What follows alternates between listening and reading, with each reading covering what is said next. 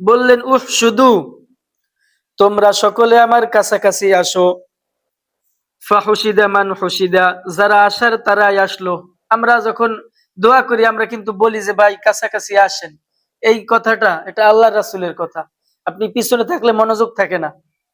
এজন্য যখন আমরা মানে সম্মিলিত ইবাদত করি, আমাদের মুসলমানদের ম্যাক্সিমামই সম্মিলিত ইবাদত, নামাজ একসাথে পড়ি, ইফতার ম্যাক্সিমাম সময় একসাথে খাই, বিভিন্ন নামাজ আমরা একসাথে, তারাবির নামাজ, জুমার নামাজ, ঈদের নামাজ, মুসলিমদের ঐক্যবদ্ধ হওয়ার জন্য এগুলো নির্দেশনা।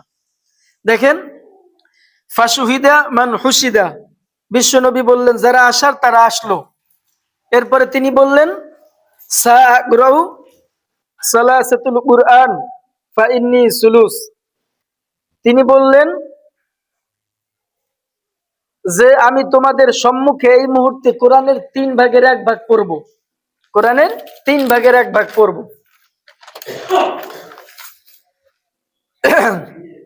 এরপরে রাসূল সাল্লাল্লাহু আলাইহি ওয়াসাল্লাম বললেন কুল হুয়াল্লাহু আহাদ আল্লাহুস সামাদ লাম ইয়ালিদ ওয়া লাম ইউলাদ ওয়া লাম ইয়াকুল লাহু কুফুয়ান আহাদ।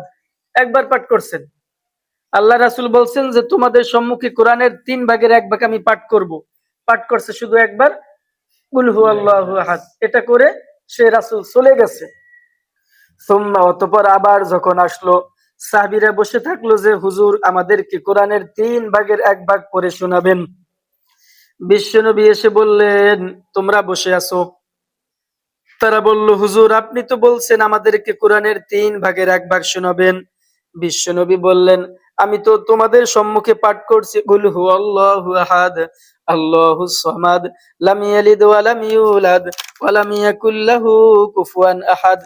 এটা যে পাঠ করছি আল্লাহ সুবহানাহু ওয়া তাআলা কোরআনের 10 পারার সব আমাকে দিয়েছে। জোরে বলি সুবহানাল্লাহ।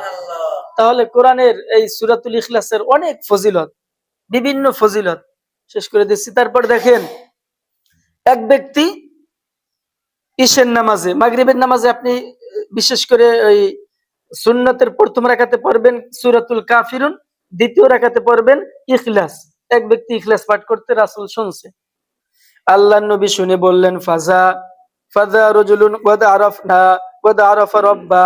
বিশ্বনবী বললেন এই লোকটা যে ইখলাস পাঠ করতেছে এই লোকটা আল্লাহর পরিচয় পেয়ে গেছে। অর্থাৎ এই সূরার মধ্যে কি আছে? আল্লাহর পরিচয় আছে, মানুষ জানেও না, বুঝতেছেন? যেমন বলা হচ্ছে কুল মানে বলো, হুয়াল্লাহু কে? আল্লাহ, আহাদ আল্লাহ এক। এখন এখানে শিক্ষা আছে, আল্লাহ এক কে বলছে? আল্লাহ বলছে না, আল্লাহ তার রাসূলকে বলতেছে কুল আপনি বলেন হুয়াল্লাহ, সে আল্লাহ, আহাদ সে এক।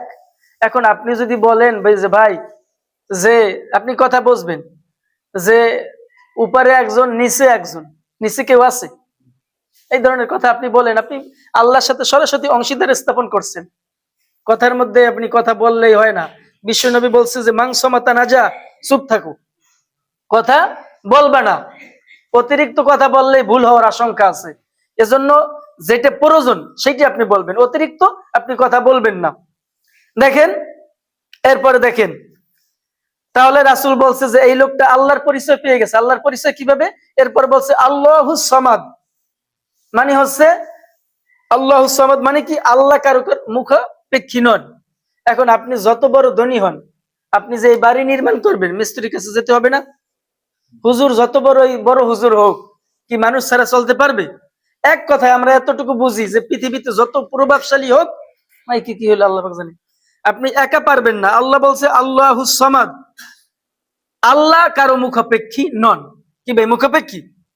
আল্লাহ কারো মুখাপেক্ষী নেই, আপনি মুখাপেক্ষী। এরপরে দেখেন আল্লাহুস সামাদ লাম ইয়ালিদ, আল্লাহ বলতেছে আমি কাউকে জন্ম দেইনি, ওয়ালাম ইউলাদ, আমি কারো কাছ থেকে জন্ম নেই উনি। এখন কাফের মুশরিকরা বলতেছে আল্লাহর ছেলে আছে, বুঝতেছেন? আবার এই মুসলমানরা বলে যে মুসলমান খারাপ, কাফেররাই ভালো। যারা বলতেছে যে আল্লাহর ছেলে আছে তাদেরকে আপনি ভালো বললেন? আল্লাহ কোরআনের মধ্যে হুঁশিয়ারি দিচ্ছেন। সমস্যা মনে হয়েছে, যাক। এরপরে দেখেন কি হয়েছে, ফাকুলুন নবী সাল্লাল্লাহু আলাইহি ওয়াসাল্লাম, সিফলানা রব্বাকা রব্বাকা। ইহুদির একটা দল আসছে রাসূলের কাছে, এসে বলল ফাআনজালাল্লাহু তাআলা কুল হুয়াল্লাহ, এসে বলল যে হে নবী, আপনি তো শুধু আল্লাহ আল্লাহ করেন, আল্লাহর গুণাবলী আমাদেরকে শোনান।